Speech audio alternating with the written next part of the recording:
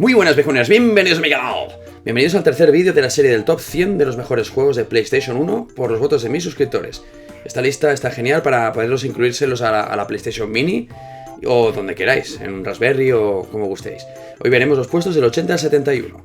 Los juegos que veremos hoy son un claro ejemplo de que esta plataforma es una verdadera pasada, dado que en puestos como en los que nos encontramos hay juegos buenísimos. Venga, comencemos.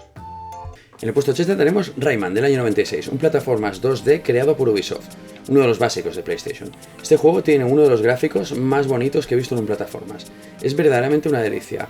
Este juego fue uno de los que más vendió en la plataforma PlayStation 1, llegando a los 4 millones de copias vendidas. Tendremos como objetivo derrotar al malo de turno, como no. Esta vez se trata de un hechicero llamado Mr. Dark, que ha corrompido el universo, y en nuestra aventura recorremos 6 mundos fantásticos.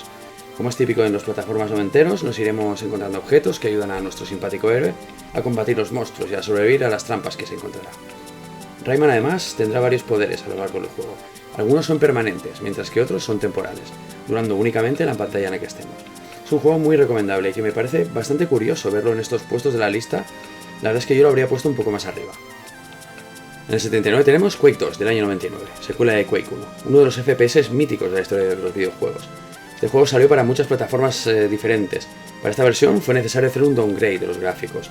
Para empezar hicieron que el juego corriera a una resolución de 512 x 240. Además, ciertos niveles del juego son niveles originales de PC, pero modificados para que rindieran bien con esta consola. A nivel de mecánica son las mismas que el Quake original, pero el movimiento lo cambiaron, el movimiento era más lento del personaje. También cambiaron algunas armas, aunque conserva 4 de las armas originales: el shotgun, el super shotgun, el lanzagranadas y el lanzacohetes, aunque el aspecto fue rediseñado. También se añadieron nuevas armas para estar bien preparado contra la infinidad de amiguitos poco amistosos que nos encontraremos. Con respecto a Quake 1, también se introdujeron nuevos power-ups, como por ejemplo el Ammo Pack, el Invulnerability y algunos más. Los niveles además eran muchos más grandes que en la primera parte.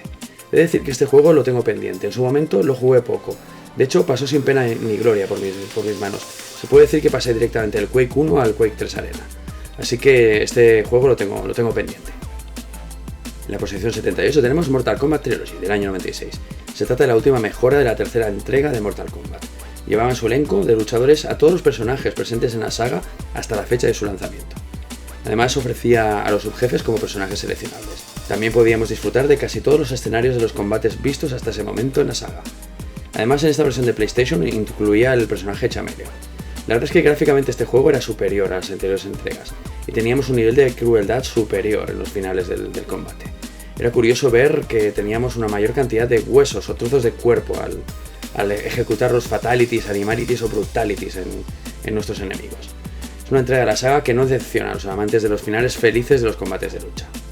En el 77 tenemos Wipeout 3 del año 99, un juegazo de carreras futurista desarrollado y distribuido por Psygnosis, la compañía del Búho Blanco. Este es el tercero de la saga Wipeout. El juego mantiene la misma mecánica que los juegos predecesores. Los jugadores controlarán vehículos antigravitatorios que son propiedad de diversas corporaciones ficticias. Tendremos que correr carreras en 8 circuitos diferentes, 4 de ellos desbloqueables, y en cada automóvil estará equipado con un escudo protector de energía que nos protegerá de los impactos que recibe durante la carrera. Si el escudo agota su energía, el vehículo puede salirse de la pista. Los escudos pueden recargarse con un carril especial que está preparado para ello. Está separado de la pista principal. Cuanto más tiempo estemos en ese camino, más rápido cargará el escudo, muy al estilo F0. Tendremos también frenos de aire para poder derrapar, además de tener la opción Hyper Thrust, con la que aceleraremos, consumiendo energía, como no, del escudo. Como ayudas extra tendremos ciertas zonas de la pista que nos acelerarán el vehículo, y además podremos recoger paquetes especiales repartidos por los circuitos, los cuales contienen armas especiales que se pueden usar en las carreras. En el 76 tenemos Spider-Man del año 2000. Se trata de un videojuego de mamporros basado en el personaje de Marvel y fue desarrollado usando el mismo motor que el Tony Hawk's Pro Skater. Está basado en las series de los 90 Spider-Man y Spider-Man Unlimited. En el juego controlaremos a Spider-Man y nuestro cometido será llegar al final del nivel en el que nos encontremos, o bien completar una misión que se nos encomiende. En el caso de que nos maten o no cumplamos el objetivo, tendremos que iniciar el nivel actual de nuevo de cero.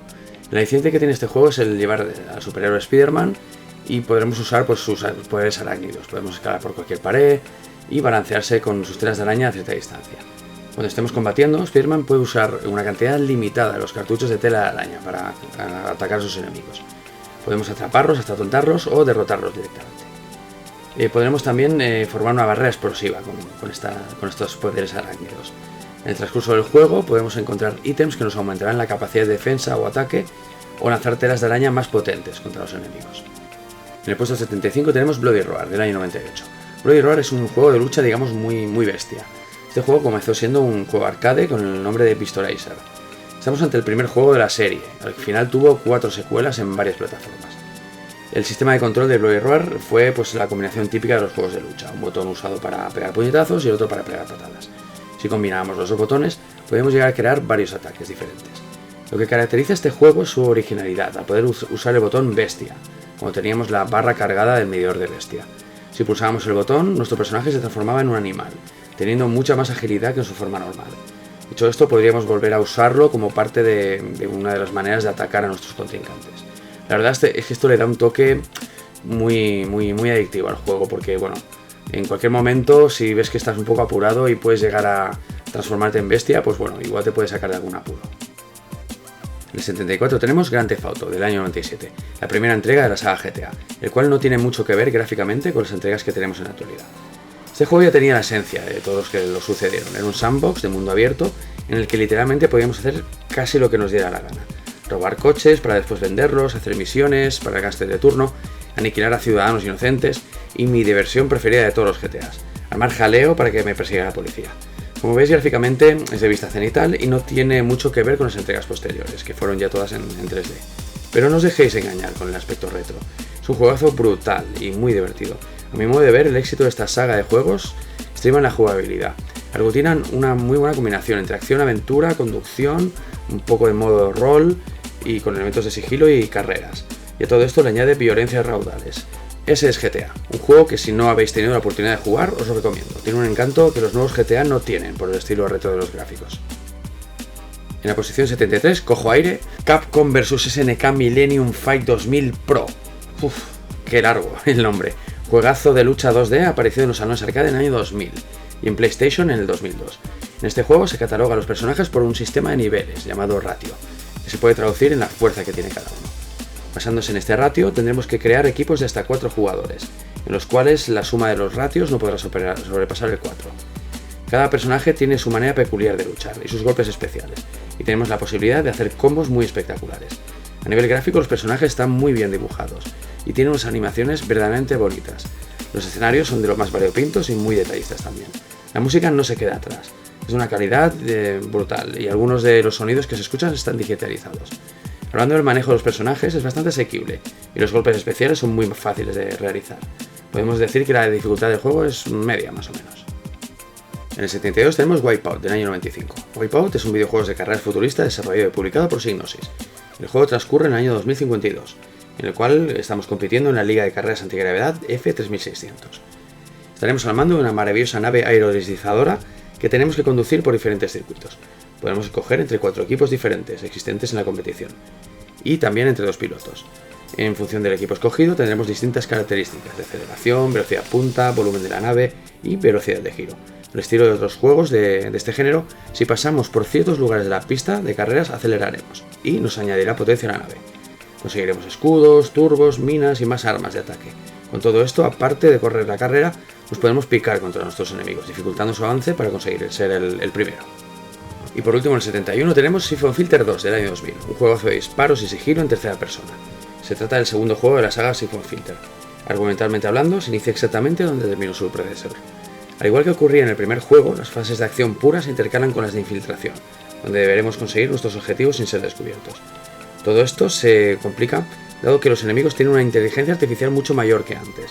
En ocasiones se vuelve complicado el juego, dado que nos pueden matar con un simple tiro en la cabeza. Aparte de que algunos enemigos serán capaces de huir y esconderse para esquivar nuestros ataques, y para atacarnos a su vez desde lugares estratégicos. A nivel de jugabilidad fue continuista con el primero, y esta secuela agregó un modo multijugador que presenta algunos personajes para seleccionar, incluidos los personajes fallecidos en Siphon Filter, así como nuevos mapas exclusivos de este modo de juego. Pues nada, viejuners, nos vemos en el próximo vídeo de la serie. ¡Hasta luego, Lucas!